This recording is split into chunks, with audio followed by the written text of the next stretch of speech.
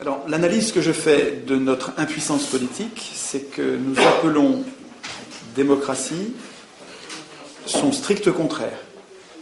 C'est-à-dire que ce qu'on appelle aujourd'hui démocratie, c'est pas du tout, mais pas du tout une démocratie, c'est une oligarchie aristocratique.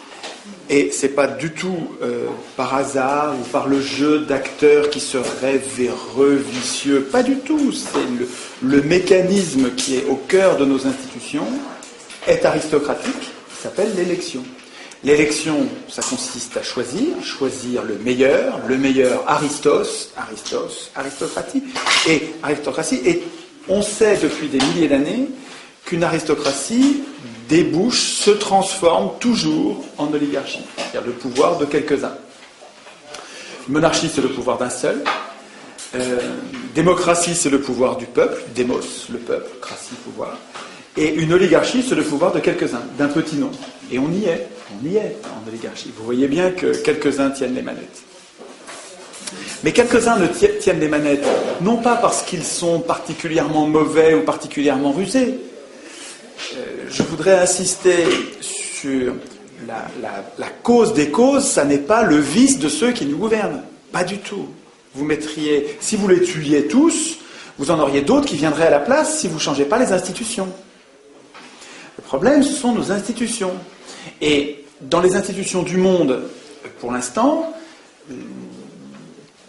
la procédure reine, celle qui est défendue par tout le monde, les gens de gauche, comme les multinationales, comme les banques, et c'est ça qui est paradoxal, je vous interrogerai à la fin là-dessus, c'est que des gens aussi différents, aux intérêts si différents, défendent l'élection, c'est louche. Excusez-moi, le fait que Goldman Sachs défende l'élection, c'est qu'elle n'a pas grand-chose à en craindre. Effectivement, Goldman Sachs finance intégralement, quasiment, l'élection du président qui ensuite sert ses intérêts. Mais c'est pas propre aux États-Unis. C'est comme ça dans toutes les soi-disant démocraties qui ne peuvent pas être des démocraties à cause de l'élection. Alors, puisque le régime actuel, ils ont réussi à l'appeler démocratie, la place est occupée. Et on n'arrive pas à désigner l'ennemi, puisqu'on nomme le régime qui nous pose problème du nom de ce qui réglerait le problème. C'est-à-dire qu'on appelle démocratie le problème. Le régime qui pose problème, on l'appelle du nom de la solution. Donc on a un problème de mots. Alors d'où ça vient ça? Et c'était un complot? Pas du tout. Pas du tout. D'abord, quand ceux qui ont conçu le régime actuel, ça s'est passé fin du XVIIIe. Ça s'est passé en Grande-Bretagne, puis ça s'est passé aux États-Unis, puis ça s'est passé en France en 1789. Mais en gros, fin du XVIIIe, se sont mis en place des institutions qu'on appelle, et qu'ils ont appelées, ils n'ont pas du tout appelé démocratie, ils savaient très bien ce qu'était la démocratie, ils connaissaient le monde athénien, ils étaient très cultivés, c'était des hellénistes, ils connaissaient le monde grec, mais ils n'en voulaient pas du tout. Sieyès, vous savez, celui qui a écrit Qu'est-ce que le tiers-État? Un des plus grands penseurs de la Révolution française. Madison aux États-Unis, qui est un des plus grands penseurs, un des pères fondateurs de la Constitution américaine. Ces gens-là n'avaient pas du tout en tête de fabriquer une démocratie. Pas du tout. Ils n'en voulaient pas, la démocratie. Pour eux, c'était l'anarchie, c'était la populace. Ils étaient élitistes. Ils disaient, le peuple n'est pas capable de gérer ses affaires. Les fondateurs des institutions de nos gouvernements, qui s'appelle le gouvernement représentatif. Gouvernement représentatif, pas du tout la démocratie. Ces gens-là pensaient honnêtement. C'était pas des affreux, puisqu'ils nous sortaient de l'Ancien Régime, qui était un régime pire, mais ils ne voulaient pas du tout de la démocratie. Et quand on parlait de démocratie, c'était presque une insulte, c'était péjoratif, c'était pas un mot positif, c'était pas ce que c'est devenu après. Alors c'est par un retournement de vocabulaire, c'est par une ruse de l'histoire, qu'au début du XIXe siècle, le mot démocratie s'est mis à désigner ce régime. Par exemple, quand Tocqueville a écrit de la démocratie en Amérique, il ne parlait pas du tout de la démocratie, c'était pas une démocratie, mais c'est un livre qui a été un best-seller immense de la démocratie en Amérique. Et il n'est pas le seul. Plusieurs auteurs, progressivement, se sont mis à appeler démocratie parce que vous allez voir qu'il y a des points communs. Il y a un point commun qui est l'égalité. On va voir, quand on va parler de la démocratie athénienne, que le cœur de l'objectif central de la démocratie athénienne, c'était l'égalité. Mais l'égalité qui était revendiquée par les Athéniens, c'était l'égalité politique réelle. Alors que l'égalité du gouvernement représentatif, elle est formelle. Elle est complètement factice, en fait. Elle n'est pas réelle. Vous voyez bien que notre égalité, elle est sur des détails, elle n'est pas sur l'essentiel. En tout cas, jouant sur l'égalité, prenant en compte l'égalité comme point commun, les auteurs politiques se sont mis progressivement à parler de démocratie, et tout le monde s'y est mis. Et vous voyez bien que les élus y ont trouvé leur compte, puisqu'ils appelaient démocratie un régime qui leur permettait de se faire élire et donc d'avoir le pouvoir. Les élus, c'est des notables, c'était pas les ouvriers, les élus. Donc, ça s'est fait, non pas, c'est pas un complot, mais ça s'est fait parce que les gens y avaient un intérêt. Les gens au pouvoir avaient un intérêt. Tocqueville disait, c'est quand même gros, quoi. Hein. Tocqueville, donc l'icône du libéralisme, disait, je ne crains pas le suffrage universel. Les gens voteront comme on leur dira. Il savait déjà, 1835, il savait déjà, début du 19e, tout début de l'élection, il savait très bien. On ne renverserait personne, on ne mettrait jamais des pauvres au pouvoir avec l'élection. Jamais. Ils le savent très bien depuis le début. Et ça leur va très bien qu'on appelle ça démocratie, parce que démocratie, ça paraît une espèce l'idéal démos, kratos, le pouvoir du peuple. Ouais, c'est bien, c'est nous, on va moins se faire enfumer si c'est nous qui dirigeons. Ben ouais, mais si vous appelez démocratie un régime qui n'a rien à voir et qui est même son strict contraire, ben vous êtes en train de vous faire avoir avec grande largeur. Alors, pour en faire un outil pour aujourd'hui, pour voir qu'est-ce qui est utilisable aujourd'hui, il faut comprendre ce qu'il y a dans la démocratie athénienne. Alors on parlera des objections, c'est-à-dire ce dont on a un petit peu parlé tout à l'heure quand on a parlé de xénophobie, de phallocratie, d'esclavagisme. J'en parlerai quand on verra les objections. Mais je voudrais d'abord vous montrer le cœur nucléaire d'une vraie démocratie, de la démocratie athénienne, avec le transparent que je vous ai préparé. C'est un schéma que j'ai fait pour ces conférences. Je l'avais fait d'abord à la main, puis en fait là, pour vous, c'est une première. Je l'ai fait sur machine. Alors, l'inconvénient du fait qu'il soit fait sur machine, c'est qu'il est tout prêt. Alors que quand je le faisais à la main, pendant que je vous parlais, je le dessinais en même temps. Alors, on voyait mieux le truc se faire, c'était ça. Mais en même temps, comme j'écris pas bien, et puis en même temps, on écrit en parlant, on écrit moi-même. Là, c'est mieux. Donc, je vais vous montrer, peut-être oublier tout le reste. On commence par le commencement. Les Athéniens, après des siècles de tyrannie, ont un objectif pratique, c'est l'égalité réelle, l'égalité politique réelle. Pas l'égalité sociale, pas l'égalité économique, ils savent bien qu'ils ne sont pas égaux, pas l'égalité physique, non, l'égalité politique. Quand on prend des décisions, on les prend ensemble et à l'Assemblée, un homme, une voix. À l'Assemblée du peuple, pas l'Assemblée des représentants, l'Assemblée du peuple. C'est l'Assemblée du peuple. Donc, l'objectif, et lui, il faudrait lui mettre une couleur particulière, parce que c'est le centre, c'est le cœur, c'est ce qu'on ne doit pas oublier quand on va penser aux autres institutions. Ok.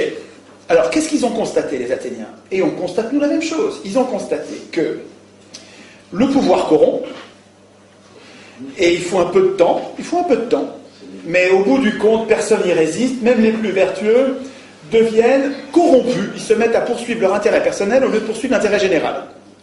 Constatant ça c'est des faits, et c'est des faits qu'on voit encore aujourd'hui, on voit bien que la richesse et le pouvoir, les privilèges, ça nous change.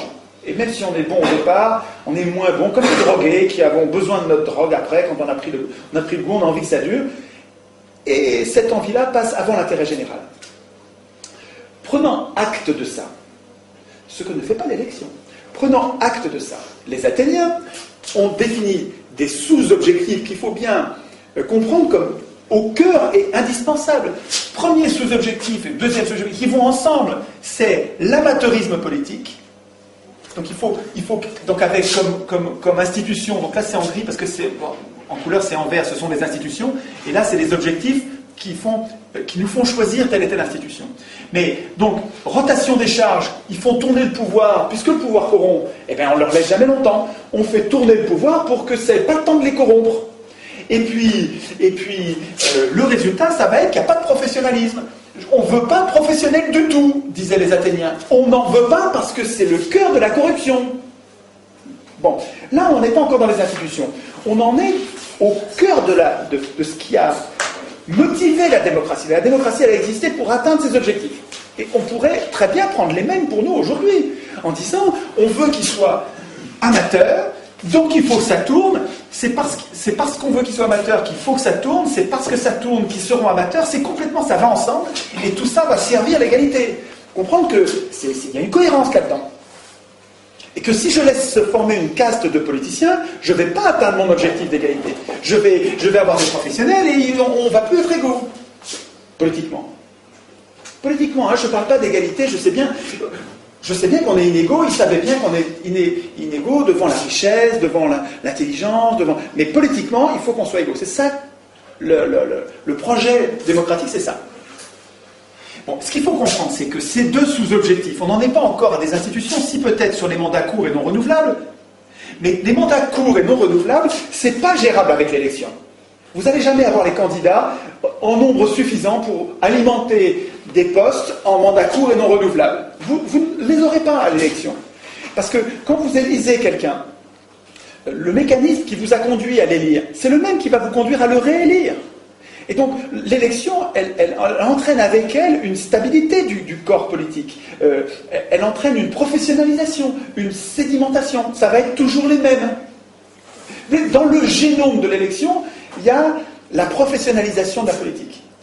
Ça va avec. C'est programmé avec. Donc, si vous voulez, s'ils avaient choisi le tirage au sort, c'est parce que c'est complètement cohérent. Pour obtenir l'amateurisme, pour obtenir les rotations, c'est les mandats courts et non renouvelables, il faut le tirage au sort. Vous ne pouvez pas garder tout le reste et puis mettre l'élection à la place du tirage au sort, ça ne va pas marcher. L'élection ici ne permet pas l'amateurisme et la rotation des charges. Donc ça ne permet pas l'égalité. Vous ne pouvez pas la remplacer. Le tirage au sort, c'est lui qui permet, en prenant toujours à chaque fois des gens différents au hasard, ça permet la rotation des charges et l'amateurisme, donc l'égalité. Alors ça c'est absolument central. Là on a le cœur nucléaire d'une démocratie. En institution complémentaire, pour l'objectif central, ils avaient le droit de parole. C'est-à-dire qu'ils savaient bien, ces gens-là n'étaient pas idéalistes. Platon était idéaliste. Les philosophes étaient souvent idéalistes. C'est-à-dire qu'ils nourrissaient, ils alimentaient des mythes qui permettaient de dominer. Vous savez que les mythes, ça sert à dominer. C'est Mirabeau qui disait l'homme est comme le lapin, il s'attrape par les oreilles. On marche aux histoires, on a besoin qu'on nous raconte des histoires. Vous savez, le storytelling, il y a un petit bouquin que je n'ai pas apporté, qui est un bouquin important, tout petit, qui résume, qui fait l'état de la science sur le storytelling. Storytelling, c'est une technique de commercialisation, mais pas seulement une technique de manipulation des humains en leur racontant des histoires. On est très très très vulnérable au bobard. Nous tous, hein, vous et moi, on marche quoi. Quand on nous raconte des histoires, on y croit. On n'a qu'une envie, c'est de croire. Et donc quand on nous raconte des bobards, on demande que ça. Si ça colle avec ce qu'on a déjà compris du réel, on demande que ça. Alors, sachant, les Athéniens, eux, ils n'étaient pas idéalistes. Les Athéniens, ils étaient très très réalistes, très pratiques. Ils savaient qu'ils étaient imparfaits. Ils savaient qu'ils allaient pouvoir piquer dans la caisse. Ils savaient qu'ils allaient pouvoir tirer l'intérêt général vers leur intérêt particulier. Ils savaient qu'ils étaient menteurs. Ils savaient qu'ils n'étaient pas toujours honnêtes. Ils savaient ça. Et ils disent, eh ben, notre système, il va faire que chaque citoyen est potentiellement une sentinelle. Chaque citoyen qui veut parler, qui veut dénoncer, peut dénoncer. Et il garde la vie sauve, parce qu'à l'époque, ça rigolait pas. Hein. Avant que la démocratie, quand il y en a un qui se mettait en travers, donc les opinions dissidentes, elles étaient maltraitées. On s'en débarrassait de façon expéditive. Et les Athéniens ont fait un autre choix. Ils ont dit, on va protéger les opinions dissidentes, on va laisser les gens s'exprimer en instituant l'iségoria, à quoi ils tenaient plus que l'Isonomia ou d'autres institutions très importantes de la démocratie, l'Isegoria, pour eux, c'était un pilier de la démocratie. Ce pilier, c'est chacun à l'Assemblée peut prendre la parole à tout propos et à tout moment. Il ne le faisait pas. Il fallait, parce que quand on prenait la parole, on était écouté. Et on était volontiers ridiculisé quand on s'exprimait mal, quand on disait des bêtises, ça rigolait pas. Donc, mais tout le monde pouvait le faire. Et c'est très important que tout le monde... Donc c'est peut-être pas du tout le désordre à l'Assemblée. Hein. Il y avait les magistrats, c'est comme ça qu'on appelait les représentants tirés au sort, leur boulot en partie c'était de faire régner une discipline à l'Assemblée, donc de vérifier que tout ça était ordonné. Et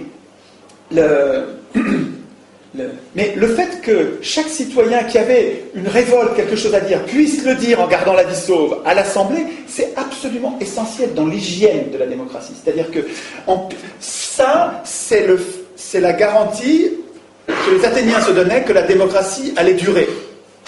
Parce que toute dérive oligarchique, ils savaient bien qu'il y avait des dérives oligarchiques, mais chaque citoyen, il s'était armé, je vous rappelle, hein, chaque citoyen avait le pouvoir, par les institutions qui le protégeaient, un peu comme aujourd'hui, nos institutions devraient protéger les donneurs d'alerte.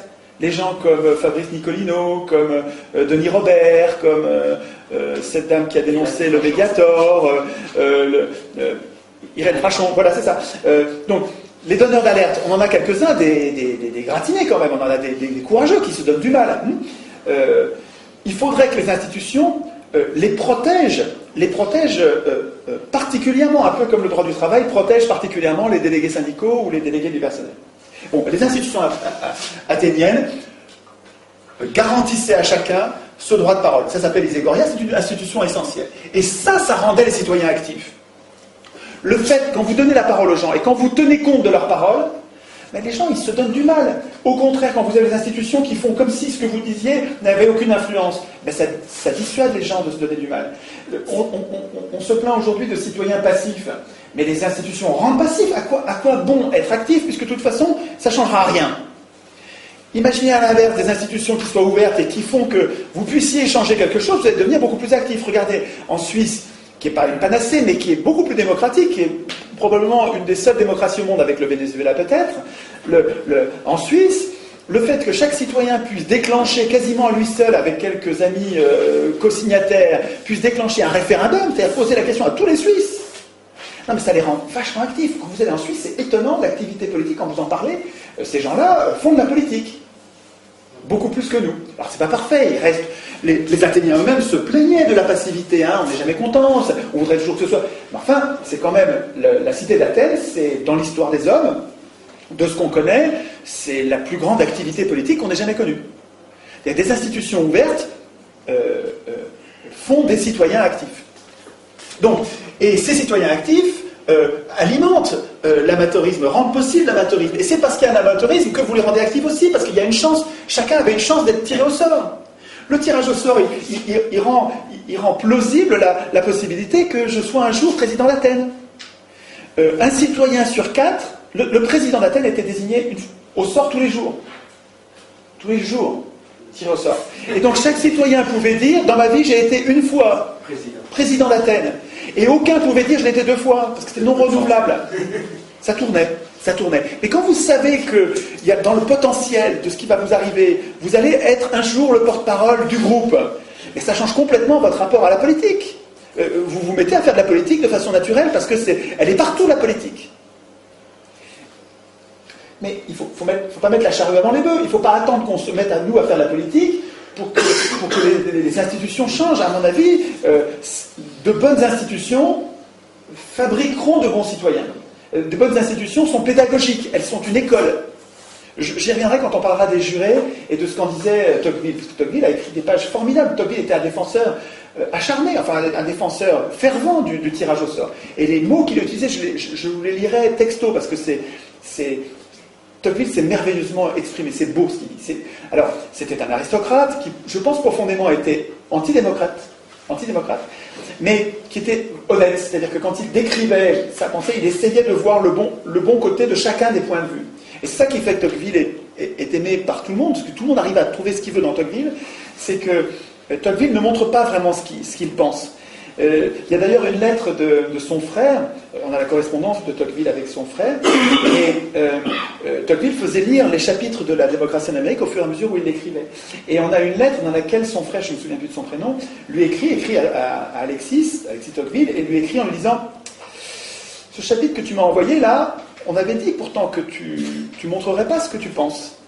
Et là, j'ai vu ce que tu penses. Je l'ai vu. Il faut que tu le réécrives. » Et donc il réécrivait, il pesait ce qu'il écrivait pour qu'on ne voit pas ce qu'il pense, et ça donnait à son écriture une force qui est extrêmement séduisante, parce que il montre les qualités de la démocratie, enfin ce qu'il appelle la démocratie, parce que c'est pas du tout une démocratie, je rappelle, hein, mais enfin bon, c'est plus commode de l'appeler comme ça.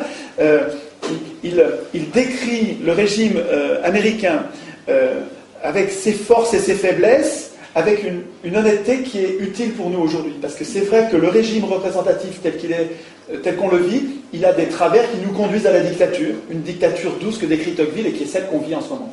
Donc Tocqueville, c'est malgré le fait qu'il soit antidémocrate, on y trouve des choses formidables. Et les passages sur le tirage au sort sont une pure merveille, on verra ça tout à l'heure. Donc, si vous voulez, le cœur nucléaire de la démocratie, c'est ça là. C'est l'objectif, les sous-objectifs et la procédure qui rend possible ces sous-objectifs. Si vous changez quelque chose là-dedans, vous perdez la démocratie, quoi. Alors, ils avaient peur du tirage au sort comme nous. Pareil, la même peur. C'était les mêmes humains. Et ils réfléchissaient bien, ils n'étaient pas loin d'être bêtes, c'est pas parce que c'était il y a 2500 ans, ils réfléchissaient exactement comme vous aujourd'hui, pareil. Peut-être plus parce qu'ils faisaient plus de politique. Et donc ils avaient peur de tirer au sort des abrutis. Alors d'abord, ils ne donnaient pas le pouvoir au tiré au sort. Le tiré au sort, c'était pas celui qui décidait. Celui qui décidait, c'était l'Assemblée. C'est pas les représentants, c'est l'Assemblée. Donc il faut pas imaginer qu'on remplace l'élection par un tirage au sort et puis on laisse le pouvoir comme le pouvoir aux élus. Pas du tout, ça marche pas comme ça. Il faut comprendre, la démocratie, c'est autre chose que notre système actuel. Alors il y a des points communs, puisqu'on prend des décisions collectives, il faut qu'on évalue les décisions collectives, il faut qu'on exécute les décisions collectives, il faut qu'on procède au jugement des conflits entre particuliers. Donc il y a des tas de points communs. Il faut qu'on atteigne des objectifs comparables, mais l'équilibre, la philosophie des institutions, il faut comprendre qu'elle change complètement. On verra après comment, quand on est un grand nombre, ça peut continuer à fonctionner. Mais vous verrez qu'avec la fédération, avec la démocratie qui s'exerce à petite échelle, et avec la fédération qui remonte en pyramide avec des contrôles de pouvoir à tous les étages, c'est tout à fait imaginable. J'y reviendrai tout à l'heure sur la faisabilité aujourd'hui. Mais donc, je vous en parlais tout à l'heure avant qu'on fasse cette deuxième partie. Il se trouve que le tirage au sort entraîne mécaniquement et pratiquement sans exception, les exceptions elles sont marginales, une désynchronisation, c'est Hansen qui parle de ça. Il y a 2 livres absolument, là il y a plein de livres sur la démocratie athénienne qui sont vraiment formidables, mais l'histoire des Athéniens au quotidien, quand ils vont tirer au sort, les machines qu'ils utilisent, les problèmes qu'ils ont avec leur démocratie, c'est dans un très très très bon livre. Ce livre-là se lit, c'est un bonheur. On a l'impression de vivre une société qu'on aimerait vivre aujourd'hui. En tout cas, on sent bien ce qui est transposable dans... C'est quelqu'un qui aime la démocratie athénienne, hein, qui écrit. Il s'appelle Hansen, et ça s'appelle La démocratie athénienne à l'époque de Démosthène. Bon bouquin pour voir le quotidien. C'est un des plus grands connaisseurs connus de la démocratie athénienne, donc il y en a beaucoup, hein, des connaisseurs de la démocratie athénienne, mais celui-là est un grand bonhomme qui avait écrit plusieurs forts volumes sur le sujet et qui les a résumés pour nous en un seul bouquin pour que ce soit accessible. Et puis il y a un deuxième livre, alors lui que je vous recommande plus encore, parce que là c'est le plus important, je pense, de tous les bouquins sur le tirage au sort et l'organisation politique du pays. Pourtant c'est un titre qui n'est pas sexy, hein. Principe du gouvernement représentatif. A priori, vous voyez ça sur une étagère, vous allez dire, je vais le laisser là, je verrai peut-être demain. Vous avez tort. Ce livre est un très bon livre. C'est l'histoire du tirage au sort, c'est l'histoire du moment où on a perdu cette conception, cette importance du tirage au sort, pourquoi l'élection a triomphé, avantages et inconvénients, c'est écrit honnêtement. C'est un gars super, Bernard Manin. J'ai rencontré, c'est un gars jovial, malin, cultivé comme tout. C'est quelqu'un d'important qui a écrit un livre et qui ne pensait pas faire un plaidoyer pour le tirage au sort. Lui voulait faire un état des lieux honnête. Et c'est tellement honnête que pour nous, qui n'entendons jamais parler de tirage au sort, on dirait que c'est un plaidoyer pour le tirage au sort. Mais en fait, il défend aussi l'élection. C'est très honnête. C'est un peu comme Tocqueville. Donc, c'est Hansen qui décrit cette désynchronisation qui montre que les riches de l'époque n'avaient souvent aucun pouvoir politique. C'était des métèques, on les appelle, c'était des étrangers. Et souvent, les Athéniens les faisaient venir avec leur richesse, donc ils leur permettaient de s'installer en leur garantissant qu'on n'allait pas leur prendre leurs biens.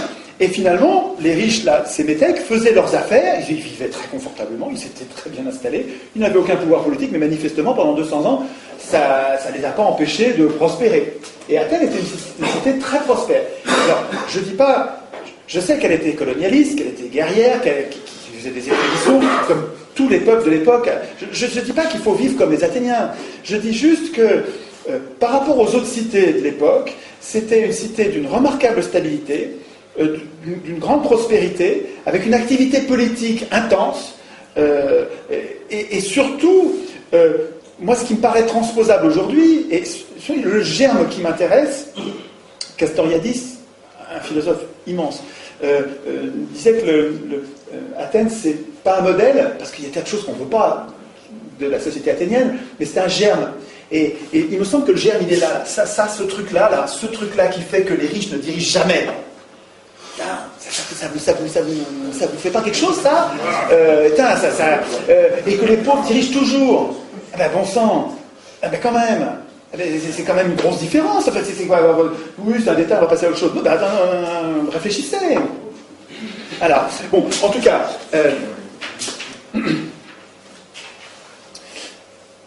le fait est que quand on regarde l'expérience de 200 ans d'expérience de tirage au sort et d'élection, dans le rapport riche-pauvre et exercice du pouvoir, c'est quasiment du négatif. C'est un radical opposé en résultat. Mais là, je parle de faits, je ne parle pas de mythes, je ne parle pas de vache sacrée du suffrage universel comme conquête historique de la classe travailleuse. Regardez les faits. Qui dirige avec l'élection? Qui dirige avec l'élection? Les pauvres? Ben non. Jamais. Ou marginalement, mais même quand c'est Blum qui se fait élire. Vous savez que Blum, Blum désigne un ministre des Finances, Théoriol. Il désigne son ministre des Finances. Et comme d'habitude dans la Troisième République, élection, comme d'habitude dans la Troisième République, le ministre des Finances, avant de prendre son portefeuille et de commencer à faire son métier de ministre, il va où? Il va à la Banque de France. Dans le bureau de la Banque de France, le patron de la Banque de France, le gouverneur de la Banque de France, c'est en même temps le patron du comité des forges, donc c'est le patron du MEDEF de l'époque, c'est le même bonhomme. C'était privé à l'époque. C'était privé. Mais bien sûr, la Banque de France était privée, bien sûr, mais c'est complètement privé tout ça.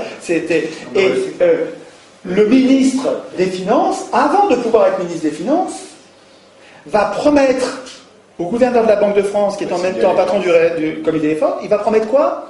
Qu'il n'augmentera pas les salaires. C'est ça l'objectif. Et donc l'élection qui amène la gauche enfin au pouvoir, ben cette gauche, avant d'avoir le pouvoir, il faut qu'elle promette aux riches que le pire du pire est garanti pour nous. Donc l'élection, il faut comprendre que même quand on élit des gens qui, soi-disant, regardez, en 81, quoi, on élit Mitterrand. Moi je chantais, j'étais content. Mitterrand. Attends, combien de temps il a mis à nous trahir au dernier degré, à faire ce que jamais l'extrême droite aurait fait, jamais. Et c'est la gauche. C'est le résultat de l'élection. C'est lui qui a contribué le plus à la dette. Mais oui, à la dette, absolument. Il était à gauche de l'extrême droite. Il n'était même pas à gauche, il était à droite. Il était à droite, puis en fait, il nous enfume, tous ces gens-là nous enfument avec des mots, quoi, parce que je vous rappelle qu'on est très sensible au bobard. Aujourd'hui, l'histoire est révélée aussi avec Mitterrand, oui. L'Oréal et tout ça, parce que c'est lié aussi à la Banque fédérale américaine à travers les nazis. Et bon, ça, on en parlera un autre jour. Alors, je crois que c'est pas la peine de développer sur la trahison des partis de gauche une fois au pouvoir. Je dis, on en a gros sur la patate tous. Je veux dire, c'est pas la peine de développer. J'ai aucune spécificité là-dessus.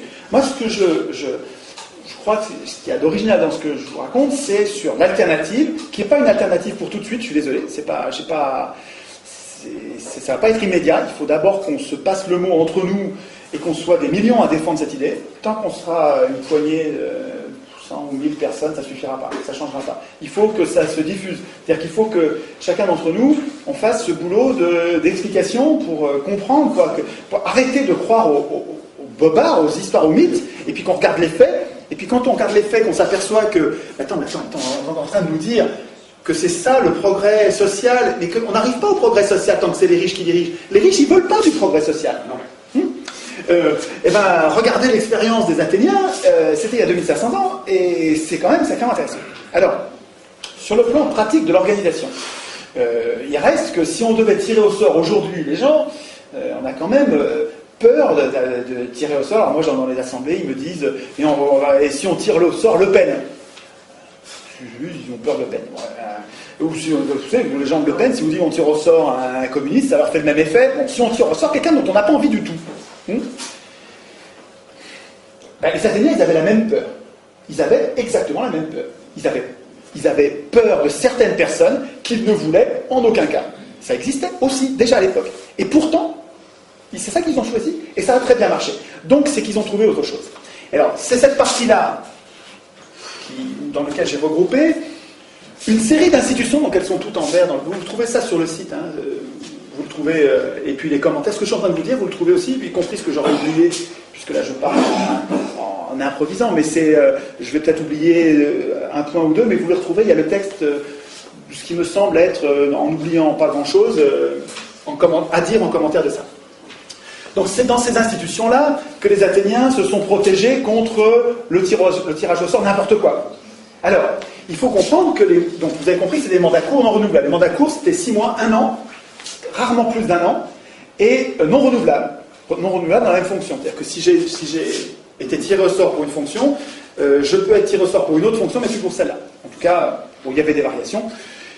En tout cas, ça c'était absolument essentiel. Je mets ça dans les institutions. Le cœur du cœur d'une démocratie, c'est au centre. Ça, si vous retirez ça, ça y est, vous avez perdu la démocratie. Alors, donc il y a des mandats, et donc il y a des contrôles. Et c'est ça qui est très important. Il faudra que je pense à dire ça au moment de la synthèse, parce que entre l'élection et le tirage au sort, le fond du fond, ce qui fait que c'est malin, c'est le fond du fond. Mais j'y viendrai après. Donc, le mandat est l'objet de plein de contrôles, des contrôles avant, des contrôles pendant, des contrôles à la fin du mandat et des contrôles après le mandat. Donc, ces contrôles, ils en avaient tout le temps. Il faut comprendre que le tir au sort, ils avaient peur. Ce n'est pas la même chose que les élus aujourd'hui. Je ne sais pas si vous voyez la différence. Les tirs au sort, ils avaient le sens d'une responsabilité, d'un devoir. Ils ne venaient pas se goinfrer en étant impunis de tout, irresponsables. Ça n'a rien à voir. Donc, alors, avant le mandat, qu'est-ce qu'il y avait comme contrôle pour éviter de tirer au sort n'importe qui? Il y avait le volontariat, c'est-à-dire que n'étaient tirés au sort que ceux qui se présentaient le matin à l'Assemblée, donc ils étaient 6000 à peu près en gros à l'Assemblée, ça variait suivant les époques, mais en gros, et il y en avait en gros 2000 qui se présentaient pour le tirage au sort de la journée. Alors il y avait une machine, un clérothérion. Sur le site, vous trouverez le fonctionnement. Il y a un très bon bouquin de Saint-Omer, Le pouvoir au peuple. Un bouquin vraiment, vraiment très, très intéressant, qui montre toutes les expériences actuelles et passées, mais il y en a beaucoup d'actuelles, de tirage au sort dans les institutions du monde. Et donc c'est un florilège d'expériences avec les échecs, les réussites, c'est assez enthousiasmant, parce que là vous avez vu que c'est pas que théorique, ça marche, il y a des tas de gens qui le pratiquent. Pourquoi je parlais de ça? J'ai parlé du clérothérion, parce que là-dedans il y a un chapitre, son chapitre 2, dans lequel il explique le fonctionnement du clérothérion.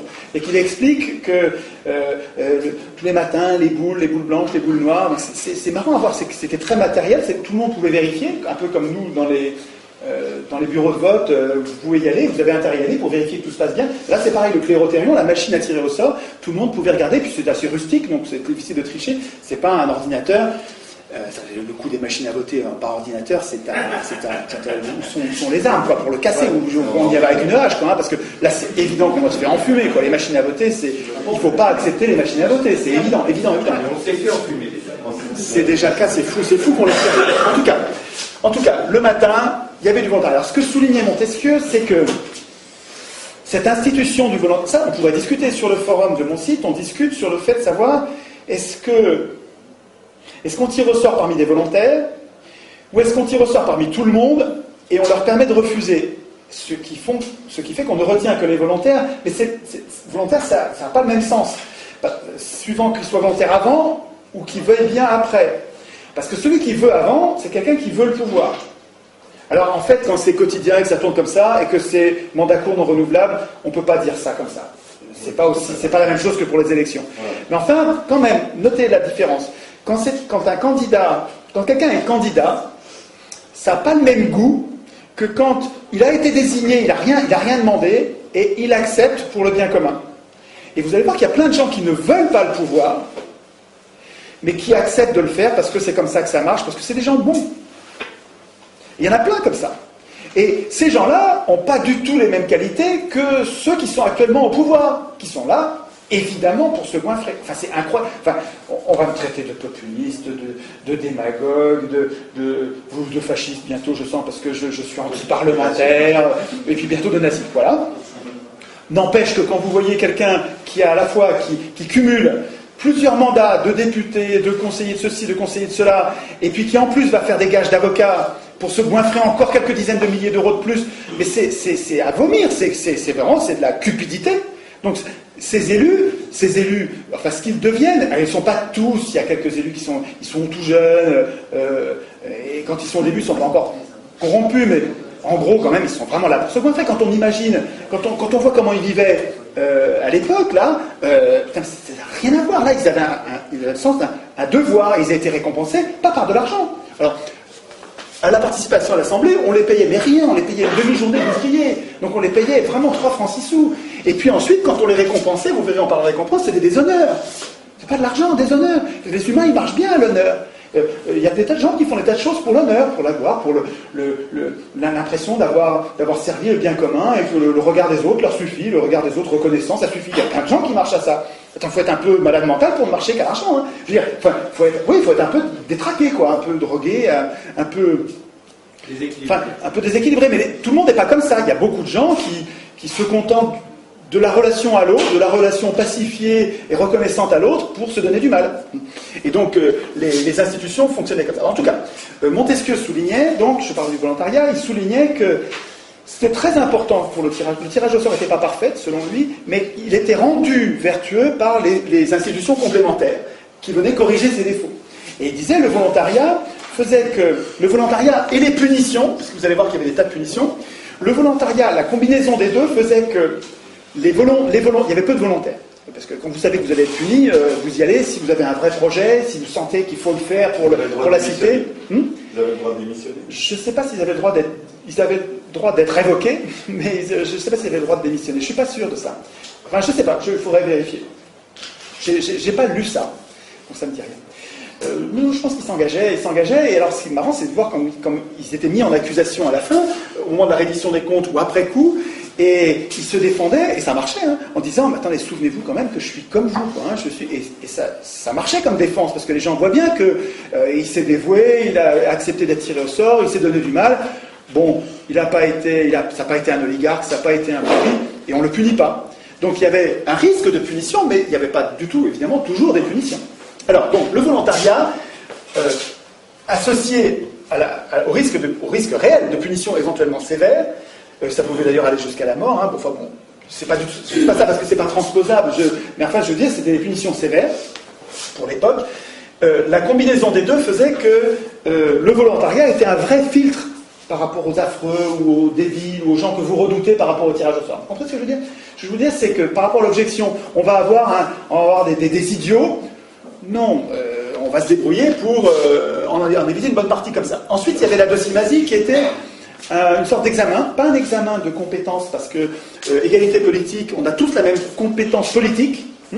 C'était un examen d'aptitude, c'est-à-dire qu'on cherchait à voir le gars qui est fou, qui est vraiment carrément folle dingue, la docimasie, on le mettait à l'écart.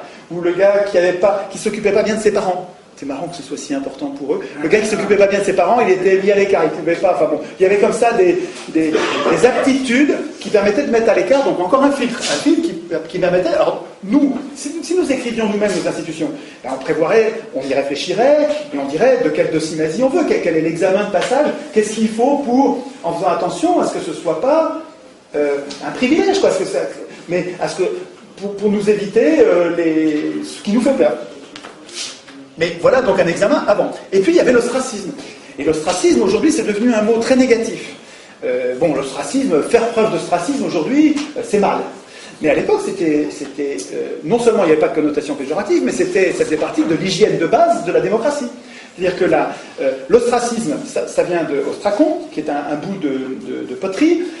Donc il y avait des poteries cassées, on prenait un bout de poterie et on gravait sur la poterie le nom de quelqu'un dont on avait peur. Alors d'abord, avant qu'on fasse ça, à l'Assemblée, un citoyen proposait qu'on lance la procédure d'ostracisme. Alors il disait oui, il disait non, mais s'il disait oui, si l'Assemblée, pas les représentants, hein, l'Assemblée, si l'Assemblée disait oui, il faut qu'on fasse l'ostracisme, parce qu'il y a plusieurs personnes qui ont peur, on lance la procédure, et la procédure, ça consiste à ce que chacun, s'il a peur de quelqu'un, il a peur de ce tribun là. Oh là là, lui il prend le pouvoir, lui il est en train, il parle trop bien. C'est pour ça qu'ils ostracisaient les gens.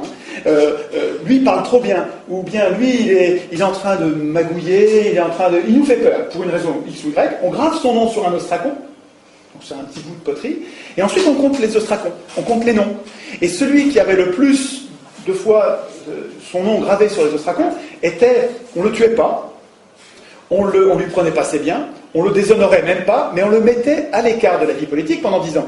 C'est quand même pas... et il y en avait plein d'autres qui n'étaient pas dans la vie politique. Je vous le rappelle que les femmes, les esclaves, les métèques, donc des gens qui vivaient très bien, les métèques qui pouvaient être très riches, tous ces gens-là vivaient en dehors de la politique, donc ils n'étaient pas à l'Assemblée, ils n'étaient pas citoyens, c'était pas la mort, quoi. Hein. Mais en tout cas, la démocratie avait en elle-même un rouage important qui permettait de mettre pas à mort, à l'écart de la vie politique, pendant 10 ans, quelqu'un dont on avait peur.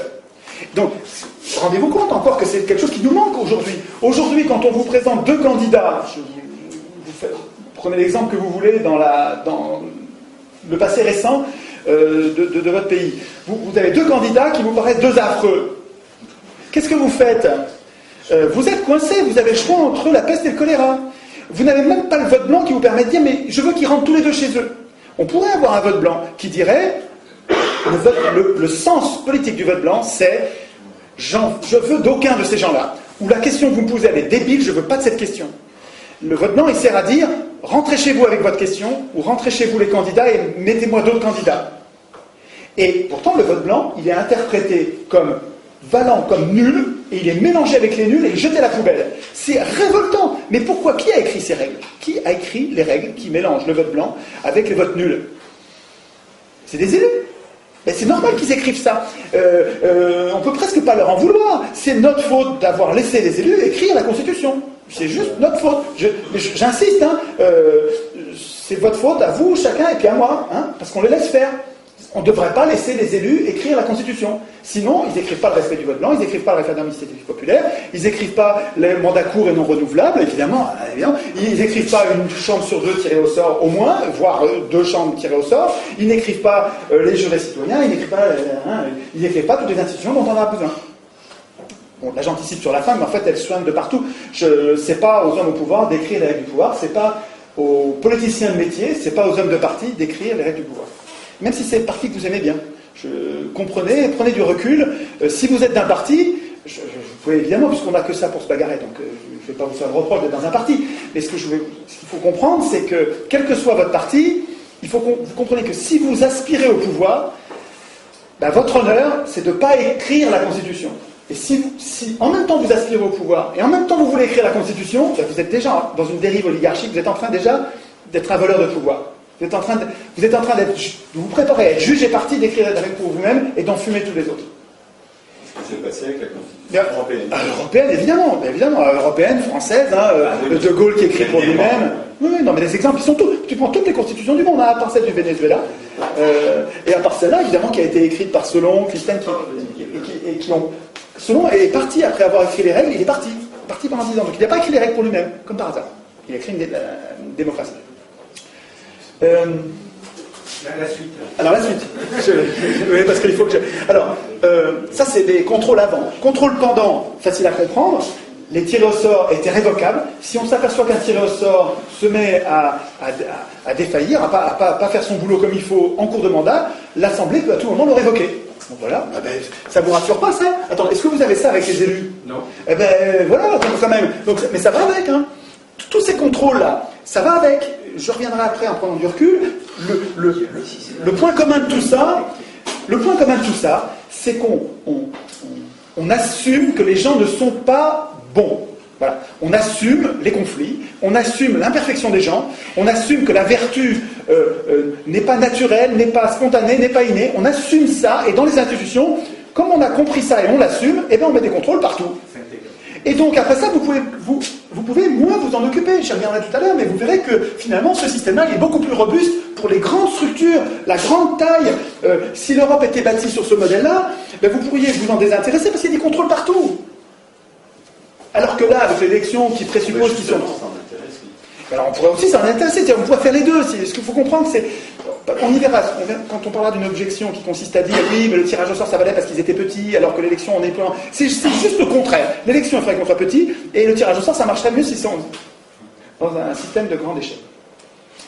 Donc je fais vite, la révocabilité c'est facile à comprendre. La reddition des comptes, le fait d'avoir à rendre des comptes à la fin. Vous imaginez si vos élus vous rendaient des comptes? Ils vous rendent des comptes et après ça, il a exercé le pouvoir pendant 1 an, et après ça, pendant 6 mois, voire quelquefois pendant 1 an, c'est vachement long la reddition des comptes, ça prenait un temps fou. D'ailleurs, il fallait des gens tirés au sort pour aller contrôler les tirs au sort, c'est d'autres tirés au sort, ils se contrôlaient entre eux. Et donc, pendant 1 an, il fallait qu'ils expliquent pourquoi ils avaient fait ci, pourquoi ils avaient fait ça. Vous savez, c'est 1000 fois plus protecteur que notre système, ce truc-là. C'est 1000 fois plus protecteur. Vous me dites, et si on tirait au sort un tel qui est un affreux? Mais regardez tous les contrôles qu'il y a. Donc je vous dis, c'est pas le tirage au sort à la place de l'élection, on réfléchit, on n'est pas obligé de le faire bêtement. On peut le faire comme ils l'ont fait, c'est-à-dire en réfléchissant. C'est-à-dire qu'on fait le tirage au sort parce qu'on a un objectif qu'on veut atteindre, et comme on voit qu'il y a des inconvénients, on fait des institutions qui vont avec les inconvénients. Et alors ça, l'ensemble a une cohérence, et c'est bien plus malin que notre système, bien plus malin pour l'intérêt général. C'est moins malin pour les banques. Mais pour l'intérêt général, c'est bien le système-là. Les banques, mais à mon avis, il faut nous voir venir. Bon, tant pis. En tout cas, dernière institution complémentaire de tirage au sort qui fait qu'il n'y a pas à avoir peur des affreux, c'est que même après coup, même après le mandat, si on s'apercevait, mais attends, là, il y a un gars qui a amené l'Assemblée à aller envahir une autre île et on s'est pris une pâtée du diable.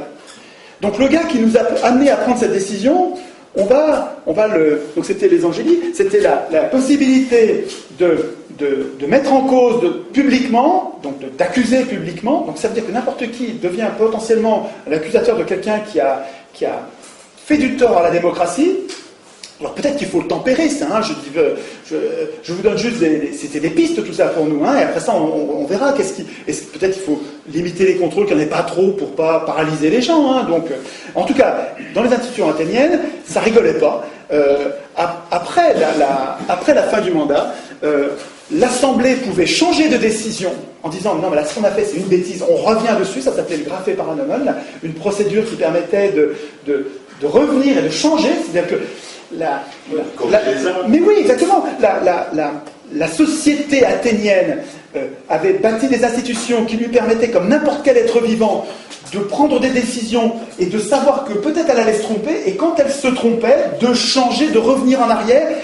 Ils ont fabriqué un corps capable comme n'importe quel être vivant, de corriger et de revenir en arrière, de s'adapter. C'est tellement plus malin. C'est tellement plus malin. Bon, en tout cas, tout ça est bien plus protecteur que nos systèmes actuels, et finalement, l'ensemble, compte tenu de ce résultat qui est quand même absolument décisif pour la prospérité et le bien commun, ça devrait se tester, quoi. Enfin, la deuxième partie de ce que j'ai à vous dire, c'est les objections et les réfutations. Alors, il y a 4 ou 5 objections courantes. Donc, la première objection, c'est... Mais on va mettre des affreux aux manettes. Avec votre système. On va mettre des salauds ou des abrutis, des affreux aux manettes. Pas du tout. D'abord, c'est pas aux manettes. Celui que vous tirez au sort, il va pas avoir les manettes. C'est pas les représentants qui exercent le pouvoir, c'est l'Assemblée. Donc les représentants, ils nous aident, ils font tout ce que l'Assemblée ne peut pas faire. Ils préparent l'ordre du jour, ils affichent l'ordre du jour, ils vérifient pendant la discipline dans l'Assemblée, ils exécutent les décisions, ils procèdent au tirage au sort, ils vont s'occuper de la reddition des comptes et éventuellement des punitions. Ils font tout ce que l'Assemblée ne peut pas faire. Mais en fait, ils sont nos serviteurs. Ils ne sont pas nos maîtres. Avec l'élection, on choisit nos maîtres. Avec le tirage au sort, on dit mais non, mais on n'a pas de maître. C'est pas du tout pareil. Il ne s'agit pas juste d'une procédure à changer. Une démocratie, c'est autre chose que ce qu'on connaît. Ce qu'on connaît aujourd'hui, ça consiste à désigner nos maîtres. Qu'on appelle représentants. Et qui s'appellent nos représentants, mais pour mieux nous tromper, quoi. Enfin, vous voyez bien qu'ils nous trompent, quoi. Il n'y a pas besoin de faire un dessin. Bon. Donc, à l'objection, mais on va désigner les affreux, on va mettre des affreux aux manettes. D'abord, il faut répondre, on ne va pas les mettre aux manettes, c'est pas eux qui ont les manettes, c'est tiré au sort. Et deuxièmement, les affreux, il y a plein d'institutions pour les filtrer. Je ne reviens pas, il y a plein d'institutions pour s'en débarrasser, les punir. Donc il n'y a rien à craindre là-dessus. Enfin, moi je trouve qu'il y a en tout cas beaucoup moins à craindre, parce que vous trouvez que l'élection, ça ne met pas en place les affreux. On dirait que ça les choisit. On dirait que les pires gouvernent. Mais d'ailleurs, que des affreux. Je pense que ce livre-là, ça, je pense, moi je dois avoir 1500 ou 2000 bouquins à la maison, j'ai beaucoup de livres, je lis énormément. Mais si je devais garder un livre de tous les livres, ah là là, ça c'est une merveille. Les propos sur le pouvoir d'Alain, et tous les propos, mais les propos sur le pouvoir d'Alain, c'est un livre de chevet, c'est un truc, vous le relisez, c'est de l'intelligence, c'est très très très très très utile. C'est un vrai bon bouquin qu'on peut prendre à l'adolescence, et puis après ça, il vous suit toute votre vie, quoi. Propos sur le pouvoir, c'est génial. Alors, dans les propos, un des propos, une des pensées d'Alain, c'est, et vous allez voir ces 3 toutes petites phrases avec sujet, verbe, complément, c'est très court, et il y a tout pour condamner l'élection. Pour condamner l'élection. Tant que j'avais pas trouvé le tirage au sort, je trouvais que il y avait de quoi se foutre une balle, cette phrase-là, parce que c'était trop vrai et c'était un piège, on ne pouvait pas en sortir. Mais avec le tirage au sort, alors qu'est-ce que c'est? Qu'est-ce qu'il disait, Alain?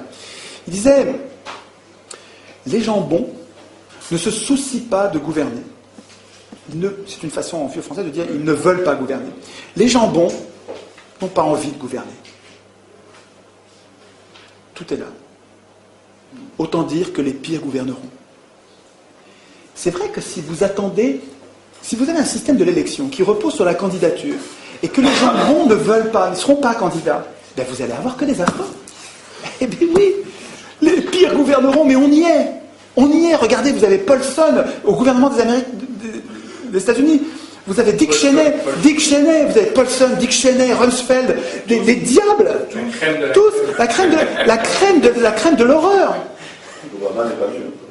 Exactement. C'est le bal des vampires. Et en France, vous avez Sarkozy, en Italie, vous avez Berlusconi, en Angleterre, vous avez Tony Blair, vous avez les pires. Les pires. Tout à l'heure, j'ai dit prostituées, mais il ne faut pas que je dise ça, parce que c'est pas gentil pour les prostituées. Il faut trouver un mot plus grave que ça, parce que les prostituées, nous, on est prostituées, nous aussi. Enfin, prostituées, on ne fait pas exprès, hein. On est prostituées, on ne fait pas exprès. Non, c'est pire que... C'est les affreux, c'est bien, c'est un bon mot, les affreux. Les affreux, j'aime. Donc on va pas dire prostituées, parce que les prostituées sont nos amis, mais on va dire les affreux. Deuxième objection, et vous allez voir quand vous allez, parce que vous allez, si vous jouez le jeu que je vous propose, qui consiste à, si la graine germe dans votre tête, à aller vous-même en planter d'autres, parce que ça marchera que comme ça. Je vous dis, si nous sommes 40 à être convaincus de ça, puis qu'on en reste là, ça changera rien. Voilà, rien.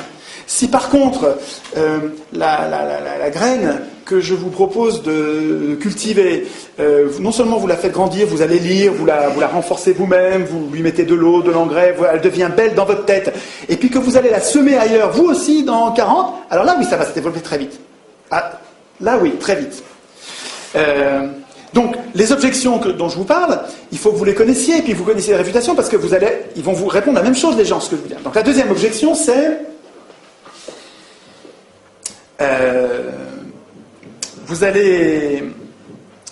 vous êtes en train de nous appliquer un régime qui marchait à petite échelle, Mais aujourd'hui, à grande échelle, c'est pas possible ton truc. Alors 2 minutes.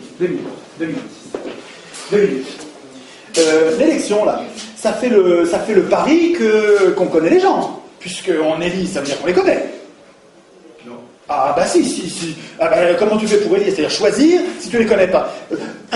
Intrinsèquement, ce qui est dit dans l'élection, sinon c'est du foutage de gueule ouvert, c'est que ce qui est dit dans l'élection, c'est qu'on connaît les gens. Et c'est pas tout, puisque l'élection est censée être le seul contre-pouvoir, la seule punition quand ils déconnent, c'est de ne pas les réélire. Ça veut dire que ça suppose qu'on sait ce qu'ils ont fait pendant qu'ils étaient élus. Tout ça, c'est du foutage de gueule quand on est au niveau d'un État ou au niveau de l'Europe. Est-ce que vous savez, est-ce que vous connaissez les gens que vous avez élus au niveau de l'Europe? Pas du tout. Vous en savez, vous avez vu trois fois, vous l'avez vu 30 secondes à la télé, et puis quand il est en Europe là-bas, vous ne voyez rien, vous ne savez pas du tout ce qu'il fait. Donc l'élection, elle n'est pas du tout adaptée à la grande taille. Elle est adaptée à la petite taille. La commune, vous connaissez votre maire, vous le voyez tous les jours. Vous pouvez l'interpeller, il vous connaît, vous le connaissez. L'élection, elle marche bien à petite échelle. Et puis comme l'élection fait le choix, elle fait le pari idéaliste, le pari non réaliste, que les gens sont vertueux, que les élus, comme par miracle, deviendraient des dieux qui sont capables de décider, qui sont compétents sur tous les sujets, le nucléaire, les OGM, tout ça, ils sont compétents. Et donc il n'y a pas de contrôle, parce que, soi-disant, les élus sont la représentation de la nation, et donc on leur fait confiance, et donc il n'y a pas de contrôle. Mais tout ça est complètement contradictoire avec la grande taille. Je veux dire, un organisme de grande taille, il a besoin de ça. Il a besoin de ça. Il a besoin de plein de contrôle. Il a besoin d'avoir assumé que les gens ne sont pas bons naturellement. Et qu'il faut des contrôles partout. Ben oui, il faut des contrôles. Ils n'aiment pas ça, mais tant pis, c'est pas eux qui décident. Ben, tant pis, c'est pas eux qui décident. Ah si, c'est eux qui décident, ils ne vont pas mettre de contrôle. Ben regardez, là aujourd'hui. Et c'est eux qui écrivent les constitutions. Et bien, ils mettent des contrôles nulle part. C'est normal. C'est notre faute à nous, parce qu'on les laisse écrire les constitutions. C'est pas à eux d'écrire les constitutions. Donc, quand on vous dit, ouais, le tirage au sort, ça marchait quand ils étaient petits, sur une petite cité, et ça marcherait pas dans le grand, c'est le contraire. Objection suivante que je repère, c'est on me dit, mais alors avec votre système, on va tout le temps changer d'avis, ça c'est jamais le même. Vous tirez au sort tous les jours le bonhomme, mais attendez, vous allez changer d'avis tous les jours. Comment allez-vous faire pour avoir une politique de long terme, avoir une espèce de vision d'avenir? Tu vois, c'est ça qu'ils vous disent en disant le tirage au sort, vous allez avoir n'importe quoi, vous changez de bonhomme, vous changez de politique, vous allez gouverner en zigzag. D'abord, pourquoi pas gouverner en zigzag? Tout ce qui est vivant fonctionne comme ça. Vous prenez n'importe quel enfant qui apprend que ça brûle, ben, la prochaine fois il ira pas, il est en zigzag, oui, il y a été une fois, puis il ira pas une deuxième fois, et tout ce qui est vivant fonctionne comme ça. Pourquoi pas la société moderne avec une assemblée qui se tromperait et qui dirigerait en zigzag? Première parenthèse, mais surtout, cette objection qui consiste à dire on va changer tout le temps d'avis, c'est pas vrai, c'est pas les tirés au sort qui décident. C'est pas les tirés au sort qui décident, c'est l'Assemblée. Et l'Assemblée, elle est stable, c'est tout le temps le même peuple. L'Assemblée, les Athéniens n'avaient pas un problème de zigzag en décidant, c'était toujours les mêmes qui décidaient. Alors, ils étaient une trentaine de milliers et ils n'étaient que 6000 à l'Assemblée. Donc, ils n'y étaient pas tout le temps, hein, ils bossaient, et puis de temps en temps, ils allaient à l'Assemblée. Quand ça leur pétait, ils allaient à l'Assemblée. Donc, quand vous avez envie d'aller à l'Assemblée, vous y allez, puis quand c'est plein, vous reviendrez demain. Mais à l'Assemblée, il y avait en gros un corps de citoyens qui était... Vous savez, quand vous parlez à l'Assemblée des problèmes de la cité, est-ce qu'on va faire, est-ce qu'on va ouvrir une mine ceci, est-ce qu'on va faire un cela, qu'est-ce qu'on va faire de cette terre, sur ce marécage, est-ce qu'on va la sécher, pas la sécher. Enfin, quand vous discutez à l'Assemblée, vous-même, vous discutez des problèmes de la cité, quand vous sortez de l'Assemblée, vous allez en parler autour de vous. Et en fait, toute la cité, elle est imprégnée en permanence des problèmes de la cité. C'est-à-dire que la délégation, elle est pas du tout impérative, c'est pas du tout une fatalité, le fait d'avoir abandonné votre pouvoir à des élus. C'est des élus qui ont décidé ça, c'est pas vous. Est-ce qu'un jour, vous avez dit, moi je tiens à l'élection et je renonce au tirage au sort? Vous saviez même pas que le tirage au sort existait. Je veux dire, ce sont des élus qui ont décidé qu'il fallait les élire. Donc c'est pas du tout une fatalité. Donc on changerait d'avis tout le temps, à mon avis c'est une objection qui ne tient pas la route. Objection suivante. Vous allez forcément désigner des incompétents. Nous vivons dans un monde complexe. Écoutez, mon vieux, on est à l'heure du nucléaire, c'est quand même la géostratégie mondiale, avec des choses quand même très très très compliquées. Vous allez désigner n'importe qui. Vous avez désigné des incompétents. C'est une blague. Vous trouvez que les élus sont compétents? Est-ce que vous savez combien de bombes atomiques ont été larguées dans l'atmosphère? Je dis bien dans l'atmosphère. Vous savez, Fukushima, c'est un peu des petites vapeurs. Là, je vous parle de bombes atomiques. Non, je dis des petites vapeurs par rapport. Est-ce que vous savez ce que c'est qu'une bombe atomique? Dans l'atmosphère. Je vous dis, vous voyez le bordel radioactif que c'est. Alors, c'est une bombe atomique. Vous savez combien ils en ont acheté depuis 1945? Les élus, là, les responsables, les compétents, les gens. Non, on ne va pas désigner n'importe qui, on va désigner des gens qui sont capables de faire des choses compétentes, des choses raisonnables. Combien de bombes atomiques? Plus de 2000. 2000 bombes atomiques dans l'atmosphère, et sous terre, et dans la mer. Directement, là.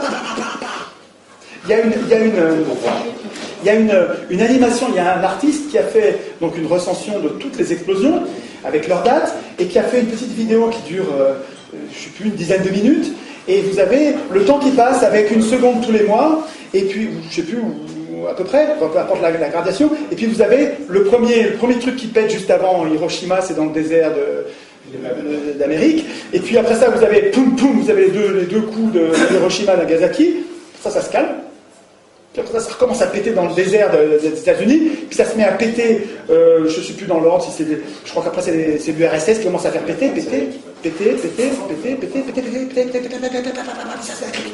pour en faire 2000, il en faut un paquet, des petits points rouges, puis à un moment, dans les années 60, mais ça n'arrête pas. C'est des responsables, on vous dit, avec des tirés au sort, vous allez désigner des incompétents. Mais on se fout de nous. Hein? Les Français, ils ont réussi à s'irradier eux-mêmes. Eh bien complètement, mais attendez, mais c'est que quand vous faites péter une bombe atomique, vous n'irradiez pas que vous-même, vous irradiez toute la planète, et puis ça va rester pendant des millions d'années, toutes ces particules. Enfin bon, bref. Et puis combien? Alors, mais là, vous allez pouvoir prendre le relais avec moi. Les élus prétendent être compétents. Et combien de guerres ils ont déclenché, les élus? Combien de guerres? Qui a balancé du napalm et des pesticides sur le Vietnam par millions de litres? Qui? Les élus? C'est les élus, hein? Attends, c'est épouvantable ce qu'ils ont fait sur le Vietnam. Épouvantable, absolument épouvantable. C'est dingue ce qu'ils ont fait au Vietnam. C'est profondément révoltant ce qu'ils ont fait au Vietnam. C'est des élus qui ont fait ça. Des gens compétents. Est-ce qu'une assemblée populaire aurait fait ça? Je ne suis pas sûr du tout. Peut-être que oui, mais je ne suis pas sûr du tout. Et quand on fait des assemblées vous trouvez dans ce bouquin-là, là, sur le pouvoir au peuple de Saint-Omer, quand vous voyez ce que décident des assemblées de citoyens tirés au sort. Par exemple, au Mali, il y a une assemblée de citoyens tirés au sort qui ont réfléchi sur les OGM. Donc on a tiré au sort sur les listes électorales des gens qui ne connaissaient rien aux OGM, rien de rien. Voilà. Vous aviez des maires au foyer, des syndicalistes, des paysans, il y avait des avocats, de tous les métiers, tirés au sort. Donc vous aviez une assemblée de gens qui ne connaissaient pas le sujet. Et puis pendant des mois, ils avaient de l'argent pour le faire, ils avaient une enceinte, ils avaient des locaux pour recevoir les gens, ils ont fait venir les gens de Monsanto en leur posant la question, alors, pourquoi est-ce qu'il faut les OGM? Alors les gens de Monsanto ont expliqué pourquoi il fallait les OGM. Ensuite ils ont fait venir les gens de la Confédération Paysanne, pourquoi vous ne voulez pas les OGM? Les gens ont expliqué pourquoi ils n'en voulaient pas. Ensuite ils ont fait venir les gens de Bayer, donc un autre céréalier, en disant voilà pourquoi on le veut. Ensuite ils ont fait venir les paysans d'Amérique latine qui utilisaient des OGM depuis longtemps, en leur disant pourquoi vous avez fait ça? Et puis vous êtes content, est-ce que vous n'êtes pas content? Et puis pourquoi vous avez continué? Qu'est-ce qu'il y a des problèmes? Est-ce que tout se passe bien? Il faut revenir les gens de Monsanto en disant ils nous ont dit que, qu'est-ce que vous répondez? Et puis pendant ce temps, tout le monde regardait. Tout ça, c'était diffusé à la télé, à la radio, les gens pouvaient être là dans l'enceinte, les citoyens pouvaient proposer qu'on pose des questions, en disant mais posez-lui la question parce que effectivement, on pose la question. Mais au bout de 6 mois, ces gens-là sont bien plus compétents que n'importe quel parlementaire au monde. Parlementaire qui doit traiter tous les sujets. C'est une blague. Là, eux, ils se concentrent sur un sujet. Ils ne sont pas intéressés, ils ne sont pas payés par les labos, ils n'ont pas une réélection à assurer, ils n'ont pas été financés par personne. Ils ont juste une mission, tout le monde les regarde. Ils vont devenir, les gens, pas les experts, ils vont devenir des gens éclairés, bien plus éclairés que n'importe quoi d'autre, que n'importe qui d'autre. Et ça c'est un modèle de démocratie. Une démocratie, des institutions qui prépareraient un parlement tiré au sort. Tiré au sort des gens qui savent qu'ils ne savent pas. C'est 1000 fois mieux que les élections qui se la pètent et des gens qui sont élus et qui croient qu'ils sont dieux. Là, vous avez des gens qui sont tirés au sort, ils savent qu'ils ne savent pas, qu'est-ce qu'ils font? Sur chaque sujet de société, au lieu de décider eux à la place des autres, eux qui sont tirés au sort et qui savent que demain ils vont revenir dans la population normale. Et ces gens-là, les institutions vont les aider, vont les inciter à désigner une autre assemblée tirée au sort qui, elle, va être spécialisée sur le problème qui leur est soumis. Et en fonction du rapport que va faire l'assemblée spécialisée, ils vont décider de telle ou telle loi. Et éventuellement, s'il y a un doute, eh ben, on fait un référendum. C'est-à-dire que tous les gens décident par référendum. Là, ça n'a pas le même goût. Vous comprenez ça? Alors finalement, sur l'assemblée des OGM, l'assemblée du Mali, là, elle a décidé qu'à l'unanimité, ça c'est parlant, à l'unanimité, c'est plutôt non. Plutôt non, parce qu'on n'a pas compris à quoi ça sert, on n'est pas sûr que ça va être bien, et on n'a pas la preuve que c'est pas dangereux. Donc, non, à l'unanimité. Eh ben, je sais pas, moi je trouve ça plus parlant qu'une bande d'experts qui sont payés par les labos, très majoritairement les labos qui fabriquent les OGM. Je trouve que c'est évidemment mieux. Donc, cette histoire de compétences, c'est des conneries. Le parlementaire médecin qui vient d'être élu, ou le prof qui vient d'être élu, sur le nucléaire, il connaît rien. Sur le réchauffement climatique, il connaît rien. Ce qui va faire sa compétence, je ne dis pas qu'il ne va pas être compétent, il va être compétent quand il va se mettre à bosser sur un dossier. Il va devenir compétent. C'est son travail qui va le rendre compétent. Mais c'est pareil pour n'importe quel tiré au sort. Les tirés au sort, ils ne sont pas compétents parce qu'ils sont tirés au sort, parce qu'ils sont élus, ils sont compétents parce qu'ils bossent. Et c'est leur boulot qui va les rendre compétents. Donc, on désignerait forcément des incompétents. C'est des sottises. J'ai presque fini. Le modèle athénien était esclavagiste, phallocrate et xénophobe. Ça, alors là, je garde le meilleur pour la fin. Parce que c'est ça vous allez l'avoir. C'est-à-dire qu'on vous dit, mais attendez, l'élection, c'était la démocratie athénienne, c'était une oligarchie. Regardez, vous aviez une toute petite poignée de gens qui avaient le pouvoir, et tout le reste, c'était des esclaves, des femmes, des médailles, une toute petite poignée de gens. Attendez. À l'époque, sur Terre, c'est un anachronisme de les juger avec nos valeurs et nos valeurs d'aujourd'hui, alors qu'eux étaient à l'époque, alors que c'était impossible de ne pas être esclavagiste à l'époque. C'était très marginal, quoi. Quand vous avez tout le monde autour de vous, tout ce qui existe, c'est esclavagiste, vous êtes esclavagiste comme tout le monde, quoi. C'est comme si on disait, nous, on a des chiens et des chats. Voilà, c'est comme si on disait que nous, on mangeait des vaches. Attendez, le jour où ça va être décidé, le jour où l'humanité, je crois que ça arrivera un jour, où on décidera que tuer un animal, c'est comme tuer un homme. Et que, en fait, on peut se nourrir avec de la nourriture artificielle, et qui a le même goût, c'est même bien meilleur. Attends, à chaque fois que tu manges ce pavé de bœuf artificiel, fait avec du pétrole, ou je m'en fous, n'importe quoi, c'est meilleur que la meilleure des côtes de bœuf que jamais personne n'a mangé quand il a mangé une côte de bœuf. Simplement, tu n'as plus besoin de tuer un animal. Une fois qu'on aura inventé la technologie nécessaire pour nous nourrir, en nous régalant, en nous donnant toutes les protéines, toutes les intrants dont on a besoin, mais il n'y a plus besoin de tuer les animaux. Ce jour-là, ça pourra devenir un crime de tuer un animal, puis on n'aura plus besoin. Mais quand vous allez juger les gens d'aujourd'hui en disant ils tuaient les animaux, c'était une boucherie, c'était un génocide sans arrêt. Regardez, c'est des camps de concentration. Regardez les batteries, les animaux en batterie qui se font assassiner. Et bien avant d'être assassinés, ils se font torturer. Ils se bouffent entre eux, les cochons, dans les étables. Et quand on nous jugera, nous aujourd'hui, nos petits-enfants nous demanderont « Qu'est-ce que tu faisais, papy, pendant le génocide des animaux ?» Je dis « Ouais, ben, je les mangeais comme les autres. » Et si vous voulez, l'esclavagisme à Athènes, c'est un peu ça. Je ne dis pas ça pour défendre l'esclavagisme, il ne faut pas être con. Je ne suis pas esclavagiste, je ne suis pas phallocrate, je ne dis pas qu'il ne faut pas tuer. Quand je vous demande de vous concentrer sur Athènes, je ne vous dis pas il faut être misogyne, on met les femmes. C'est évident que je ne dis pas ça. Vous comprenez ce que je veux dire? C'est pas. Et celui qui me fait ce procès-là, qui me dit mais vous êtes en train de défendre un régime esclavagiste et xénophobe, il me prend pour un abruti. Enfin, il me prend pour un salaud, il m'insulte. C'est incroyable ça. Mais j'ai du discernement. C'est-à-dire que oui, voilà, on ne va pas leur reprocher de ne pas voler en avion ou de ne pas porter des Nike à l'Athénien. Bon, en tout cas, ce que je veux dire, c'est que regardez-le, celui qui vous dit ça. Celui qui vous dit bah, la démocratie athénienne, vous êtes en train de vous défendre un régime qui était un régime d'esclavagistes. Vous me prenez vraiment pour un imbécile. Vous êtes en train de tout mélanger parce qu'il y a un truc qui vous gêne là-dedans, qui va vous foutre au chômage. Parce qu'en général, c'est des élus ou des sponsors d'élus qui vous disent ça. Ben, évidemment, c'est des gens qui vont tout perdre là, qui vont perdre leur pouvoir d'élu, et les riches qui vont perdre leur pouvoir de transmission d'élus qui sont à leur service. Ils vont tout perdre avec le tirage au sort. Donc ils ont intérêt à tout mélanger, ils mettent du caca, du truc dedans, c'est tout mélangé. Regardez comme c'est sale. Et vous dites, bah, circuler, il n'y a rien à voir. Mais vous, enfin, même il me semble, nous, notre intérêt, c'est d'avoir du discernement. Quand quelque chose est mal d'un côté, il n'est pas forcément tout mal. Je suis désolé, la politique partisane qui consiste à dire, moi j'ai une ligne politique, et tout ce qui n'est pas strictement conforme à la ligne politique, c'est des ennemis. Pour moi, c'est une prison de la pensée. Je ne suis pas comme ça. C'est-à-dire que chaque individu ou chaque vie politique peut avoir commis des erreurs, peut présenter des imperfections, et puis à côté, il y a une perle géniale qui va me servir à construire le monde pacifié, la concorde d'aujourd'hui. Et à Athènes, je vous dis, si vous avez du discernement, regardez à Athènes. Est-ce que l'esclavagisme rendait possible la démocratie?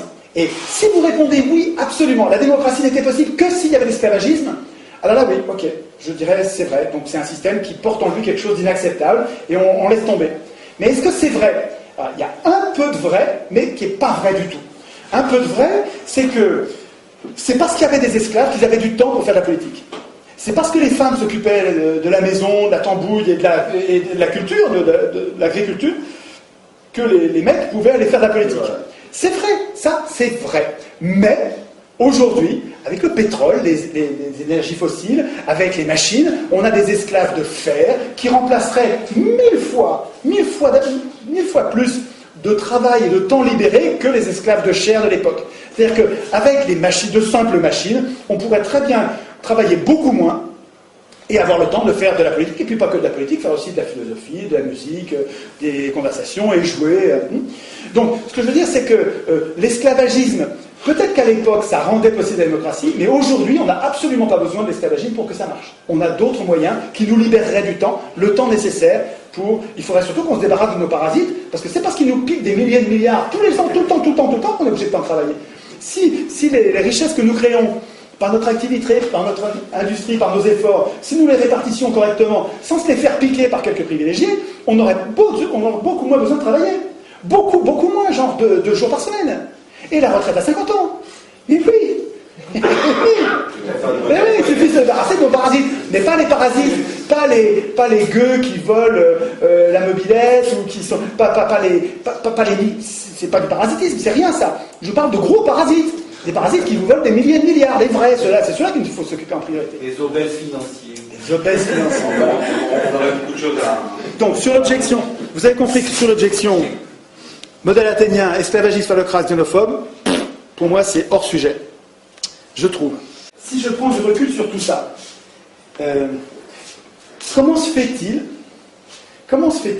Qu'est-ce qui permet d'être sûr que ça marchera toujours comme ça? Comment se fait-il qu'un système tiré au sort, où on désigne au sort nos représentants, ceux qui nous aident à exercer le pouvoir, comment ça se fait que ça désynchronise la puissance politique et la puissance économique? Et comment ça se fait que ça nous protège mieux contre les abus de pouvoir? Et comment se fait-il que l'élection, au contraire, rende non seulement possible, mais impunit tous les abus de pouvoir, et nous sélectionne quasiment tout le temps les pires? Ben, il me semble, et j'en ai parlé un petit peu, mais c'est le moment d'en reparler parce que je crois que c'est au moment de finir, au moment de conclure, c'est vraiment, on est sur l'essentiel. Il me semble que l'élection repose sur un mythe, repose sur une histoire qu'on nous raconte et qui ne correspond pas du tout à la réalité, qui est contredit même par les faits. C'est-à-dire que tous les faits montrent le contraire. Le mythe de l'élection, c'est que nous sommes capables de choisir de bons maîtres, et parce que nous les avons choisis, ils vont être bons. Ça, c'est un mythe. Ça ne marche pas. L'expérience nous montre que quand on teste, mais sur 200 ans, c'est long, quand on teste l'élection dans tous les pays du monde, à toutes les époques, l'élection, ça consiste à la mise au pouvoir des plus riches, ou des serviteurs des plus riches. Ça sert à ça, hein. Alors, je ne sais pas si ça sert à ça, parce que je ne suis pas sûr qu'au début, Sieyès et Madison aient voulu le gouvernement des riches. Ils ont peut-être voulu le gouvernement des bons, des Aristos, des vrais Aristos. Mais je ne leur fais pas le procès d'intention d'avoir comploté, d'avoir su à l'avance, peu importe d'ailleurs. Le résultat, le fait est que l'élection permet aux riches d'acheter le pouvoir comme on achète une voiture. Je ne parle pas des riches, nous sommes riches par rapport à des gens qui sont plus pauvres que nous. Je vous parle des ultra-riches, je vous parle de l'hyperclasse, des gens extrêmement riches, des gens... Est-ce que vous êtes capable de corrompre quelqu'un? Non, pourtant vous êtes riche par rapport à certains pauvres, hein. Nous sommes riches, mais... Non, je vous parle de... On peut jouer sur les mots, là. Hein. Je vous parle des riches capables de corrompre quelqu'un. Donc, pour être capable de corrompre quelqu'un, il faut avoir beaucoup d'argent. Et manifestement, de fait, l'élection, par le jeu de la campagne électorale, hein, et par l'acquisition des médias, la possibilité qu'on leur laisse d'acheter les médias, donc de fabriquer l'opinion, d'influencer l'opinion au point quasiment de la fabriquer, ça devient des vrais... Je dois avoir 20 ou 30 livres sur les manipulations par les médias, les techniques de manipulation, c'est incroyable, ça devient une science exacte. Et donc l'élection permet aux riches d'acheter le pouvoir. L'élection permet aux riches économiques d'acheter le pouvoir politique. Et c'est l'élection qui rend la synchronisation entre les deux. C'est l'élection qui fait qu'on est impuissant politiquement. C'est l'élection de l'Assemblée constituante qui fait que c'est des gens qui écrivent des règles pour eux-mêmes et qui ensuite écrivent des règles qui font que tout pourra se jouer en dehors de nous après. L'escroquerie politique, c'est de nous faire croire que le régime actuel, c'est la démocratie.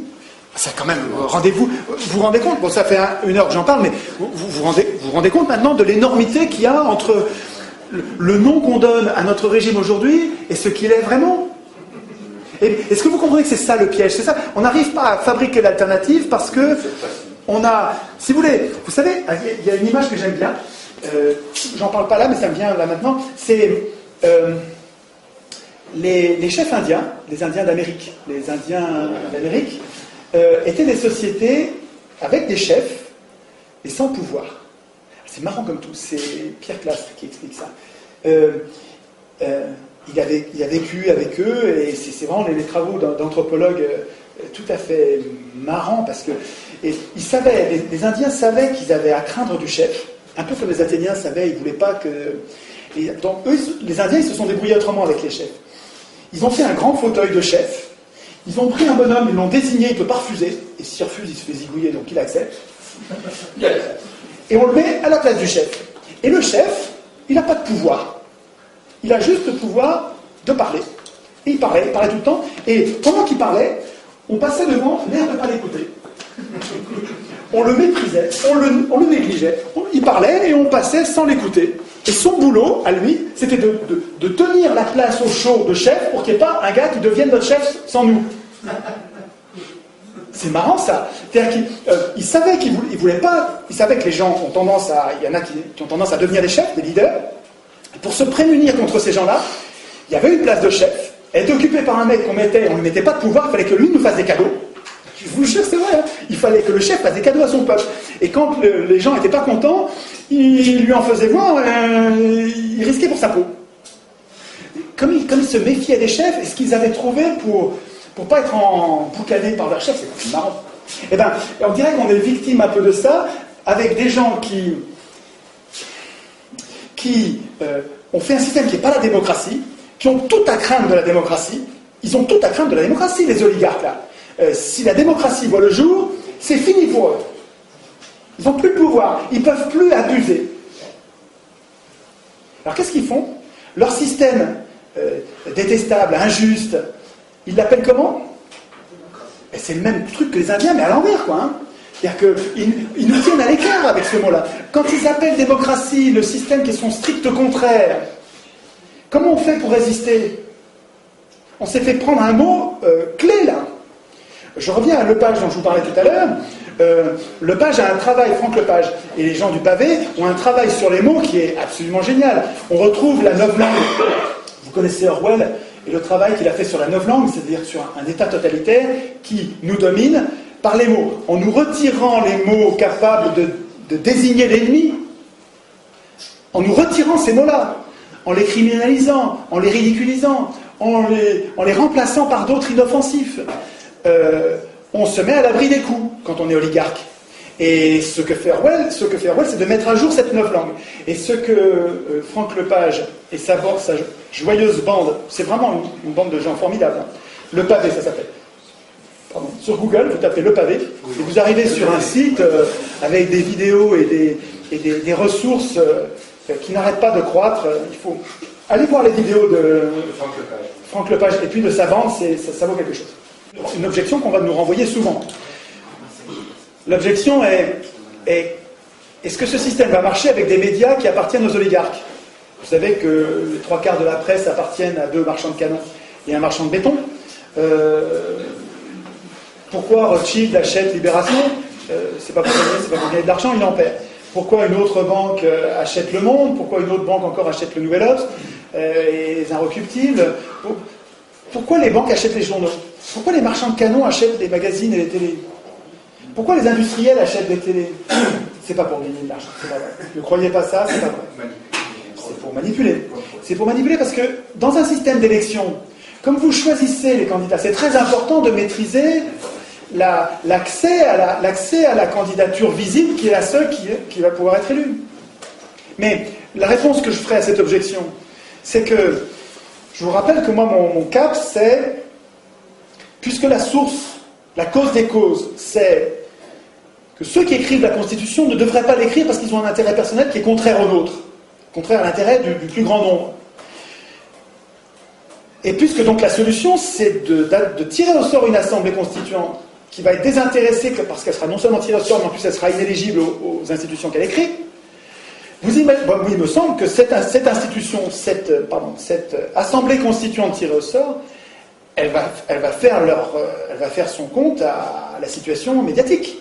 Elle va prévoir dans les institutions que non seulement, comme le prévoyait Montesquieu, il va y avoir un pouvoir législatif, il va y avoir un pouvoir exécutif, et on ne dira pas gouvernement, parce que le mot gouvernement, c'est l'exécutif, il va être servile, il va obéir aux ordres de l'Assemblée, il va être servile. Quand on dit gouvernement, on se fait déjà enfumer avec les mots. Parce que gouvernement, déjà il y a tout dans le gouvernement. Il y a je décide et j'applique et je juge même. Dans le gouvernement, il y a tout. Il ne faut pas accepter le mot gouvernement. Une bonne constitution, elle ne met pas en place un gouvernement, elle met en place un exécutif. Montesquieu, c'est séparation des pouvoirs. Toi, tu écris les lois, tu es parlement, mais tu ne les exécutes pas. Toi, tu es exécutif, tu exécutes les lois, tu as la force armée, mais tu n'écris pas les lois. Et puis toi, tu es juge, donc tu les regardes, s'ils déconnent, tu les punis, et puis tu t'occupes des litiges entre citoyens. Et la triangulation de ces pouvoirs bien séparés fait qu'il n'y en a aucun qui est capable de devenir tyrannique. Vachement malin cette idée. Juste, il n'y avait pas prévu parce qu'il ne connaissait pas, il n'y avait pas la télé. Comme il n'y avait pas la télé, Montesquieu a oublié de prévoir les médias. Mais nous, on n'est pas obligé d'être se limiter à ces pensées Montesquieu. On a toujours intérêt.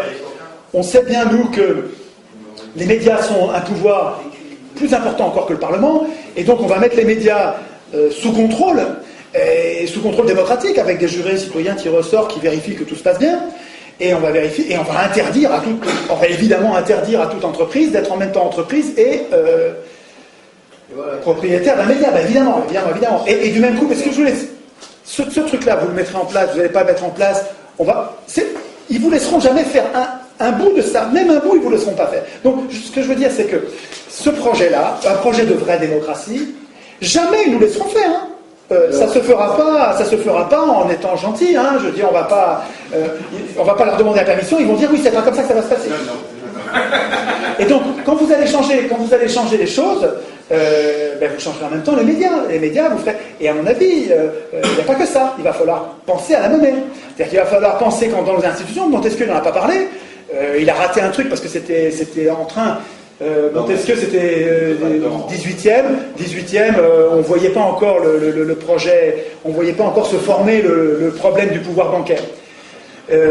Ça commençait pourtant déjà, mais ça se voyait pas. Donc c'était pas dans l'air du temps, on en discutait pas. Mais aujourd'hui, quand même, aujourd'hui, dans les institutions, si on prévoit pas le problème, la solution, la protection, le contrôle des autorités monétaires, si on prévoit pas ça, on n'est plus con que la moyenne, je veux dire, il faut quand même y penser. Évidemment, si on écrit de nouvelles institutions, l'Assemblée constituante, il va falloir qu'elle réfléchisse à la monnaie. Une phrase pour finir. Autant je comprends qu'un industriel, qu'un banquier, qu'un oligarque défende l'élection mordicus. Je comprends, c'est un moyen qui lui permet d'acheter le pouvoir. C'est logique. Je lui en veux même pas. Il est dans son rôle. C'est normal. Mais que des militants de gauche ou de droite qui sont humanistes, qui cherchent une société, parce qu'il y en a plein à droite des gens qui cherchent une société apaisée, c'est une société un peu plus violente quand même que les sociétés de gauche, mais les gens de gauche ils ne se rendent pas compte qu'ils nourrissent aussi une certaine violence, donc je ne les départage pas, mais égal. Mais que les gens qui sont humanistes de tous ces bords, qui cherchent à une société pacifiée, avec le moins d'injustice possible, c'est-à-dire des inégalités, mais qui correspondent aux efforts de chacun. Il peut y avoir des inégalités, mais en proportion des efforts. Celui qui a fait beaucoup d'efforts, il est mieux traité que celui qui en fait aucun. Bon. et que tous ces gens qui cherchent une société pacifiée, juste, défendent l'élection malgré et ne veuillent pas de tirage au sort. Quand j'en parle à mes copains, le tirage au sort, ils disent non, mais parce qu'ils sont dans des partis, ils n'arrivent pas à l'imaginer. Et ils disent, ils cherchent toujours à louvoyer. Que ces gens, tous, à la fois, continuent à vénérer comme une vache sacrée l'élection, le suffrage universel, et continuent à détester ou vouer hégémonie le tirage au sort, alors qu'il y a 400 ans, 200 ans de tirage au sort, 200 ans d'élection, 400 ans de faits contraires qui montrent qu'ils ont tort. C'est du déni de réalité. Le patron de supermarché, je comprends. Le militant humaniste, je ne comprends pas. Ça me paraît incompréhensible.